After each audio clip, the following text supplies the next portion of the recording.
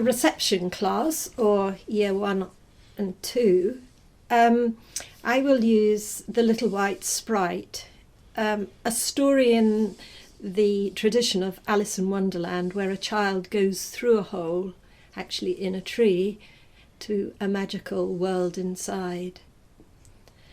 The children acted out part of this story and heard my story, and then they did a quick sketch on A3 with just a pen, not a pencil and rubber, so there was no rubbing out, but a very free sketch of a tree that they had probably spotted, and to make it a magical tree and to think about what might be living inside. Well, my name is Gillian McClure, and I'm an author and an illustrator. And people say to me, well, if you do the words and the pictures, what do you start with? What do you do first? What do you think? Title. The what? The title. That's an excellent answer. In fact, often I start by little scribbly drawings. The picture, possibly. What could it be? It could be anything at this stage, yes? Hair. It could be hair. It could be hair. But then if I do this, what is it?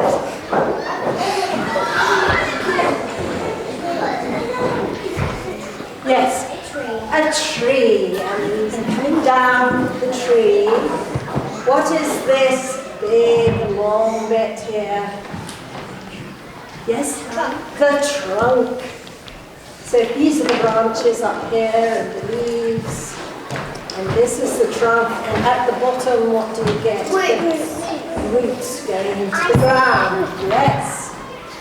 But when I was a little girl, I used to look at trees with my eyes half closed, and do you know, I would spot strange limbs, illustrated garden patterns.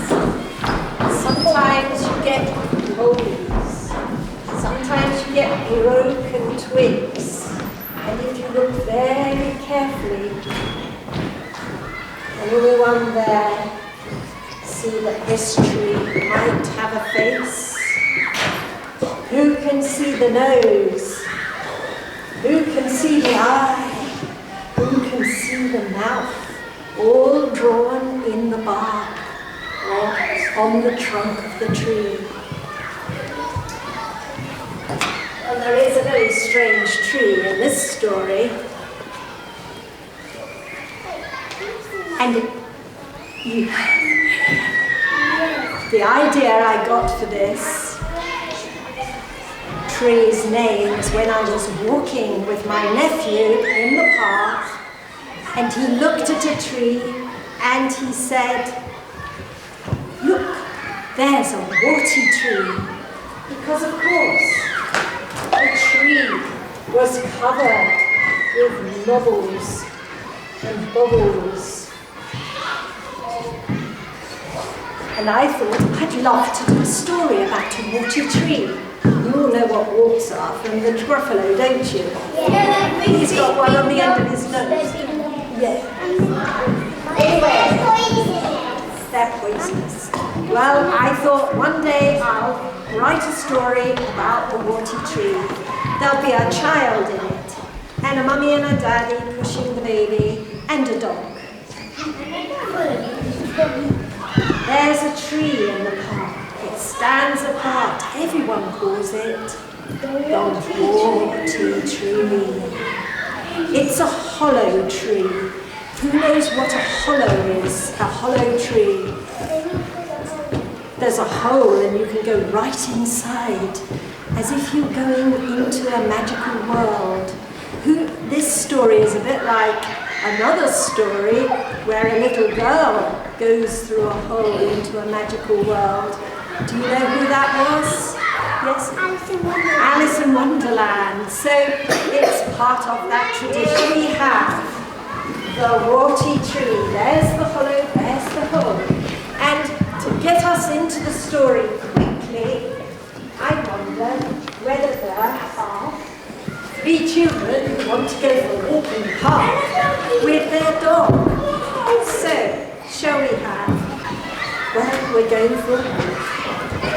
And you're walking along with the dog, and suddenly you stop and you point to the tree.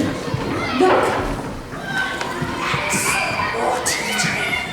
Something lives deep inside that tree. We've all seen eyes winking. What can it be? Will your puppet go up and have a little look? Just look through the hole. Can you see anything? Is there somebody, the little girl right over there with the headband, you come and see what lives in the warty tree. Stand back, children. Come this side. She's on your hand. And show the audience who lives inside the warty tree.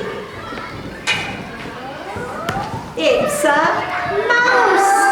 And the mouse hurries over the grass, go back to where you're sitting, and it's nibbling away at some seeds. Well, I think that's all, don't you, that lives in the warty tree? And you start walking your dog home. But wait.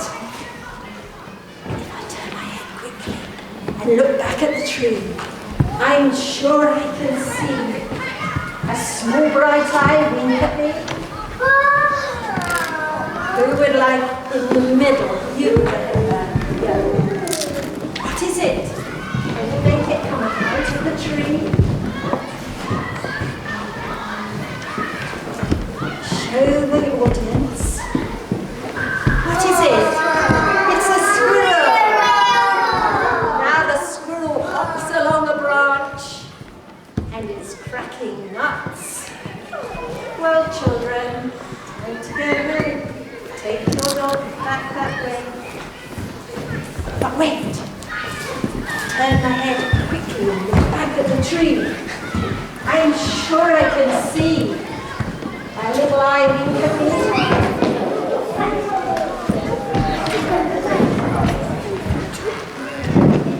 Show the audience. What is it?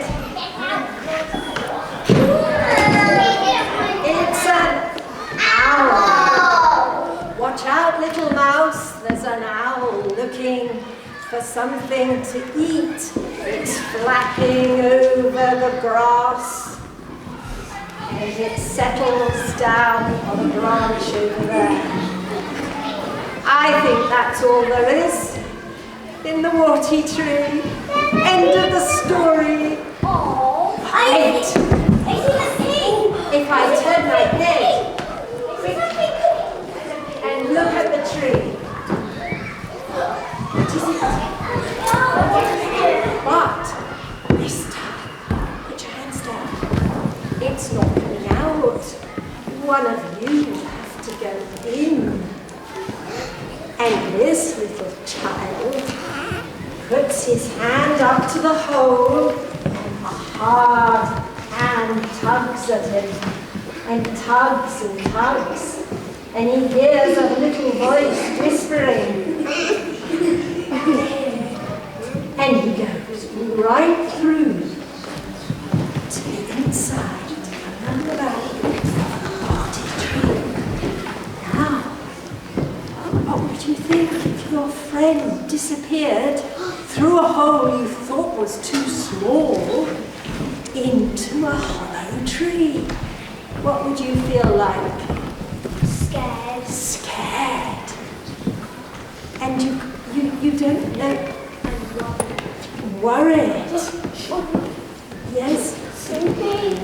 It's spooky. Put your hands down, because if we listen carefully, we can hear a little voice in the tree saying, "Have you come to play with me? And you can hear your friend saying, yes. And they climb up to the top of the tree. Poke your head up around. Right up at the top. Now, would you call your friend back? Let's hear you all say, come back, come back, come back while you can. Come back while you can. And let's hear the dog go, woof, woof. Let's But, hands up. What if your friend doesn't want to come back from that world inside the tree? Or do you think your friend wants to come back? Do you want to go back to where you belong? That your friend doesn't want to come back. What would you feel then? Hands up, she'll call again. Maybe your friend will change her mind. Maybe, come back. come back. Come back while you can. Come back while you can. Are you going? Back. And now we must ask her, what was inside the tree? Was it a wizard? She's not very sure. It looked like a wizard. Pointy purple hat.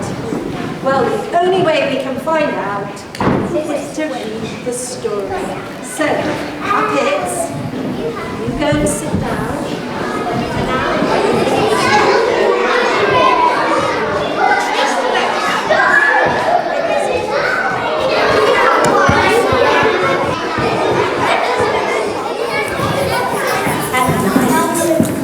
and what does the owl do?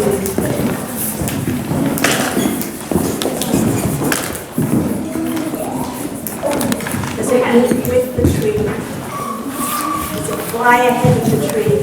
Does it live in the tree? Something lives deep inside that tree. I once saw small bright eyes looking at me. I heard a thin voice whisper. And where there's a hole in an empty tree, I felt cold hard hands tugging. Oh, it was too small. I was tugged and tugged until I squeezed right through to the hollow inside the water tree. Then a voice spoke and said, I am the sprite of the warty tree, and I saw something smaller than me, a sprite, all see-through and white. I want you to stay and play, said the sprite, deep down among the roots, or high up among the branches. I chose up high, so we climbed up inside the warty tree, and the sprite was always ahead of me. Up high we climbed and came out at the top, where the branches meet the sky. Don't look down, said the sprite, and held on to me tight. But I did look down and saw on the ground a dog, just like mine, waiting for me. Come back, come back, come back while you can, his bark seemed to say. I thought I should go, and the sprite seemed to know. Stay, stay, it begged.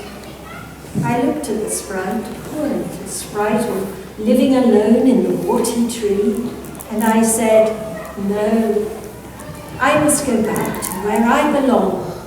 Please don't make me stay. The sprite set me free. Then I climbed down through the tree and reached the hole. But before I squeezed out, I glanced back at the sprite. Poor little sprite, all see-through and white. It had all but faded away. There, I was back outside again, back on the ground. And the dog was still there, waiting for me. Now when I pass the woody tree, no small bright eyes look at me, no thin voice whispers, and there are no cold hard hands tugging, so I will come by. But wait, be wrong. I turned my head quickly, back at the tree. I'm sure I can see a small bright eye wink at me. Bless you. My very first picture book for children came out in 1974, published by Andre Deutsch. It started as a homemade book, spotted by a school inspector when I was teaching a reception class to read in the initial teaching alphabet. It was called The Emperor's Singing Bird. Andre Deutsch published it, and then I worked with them for 2 decades before they sold their children's list onto Scholastic. After that, I was with many different publishers, chasing editors I liked, from publishing house to publishing house. And then for 6 years, I did run my own publishing company, Place to Press, and I did learn an enormous amount about the industry, which was very helpful. I've always stayed with the picture book and not moved on to MG books because I love marrying text, image and typography into a narrative.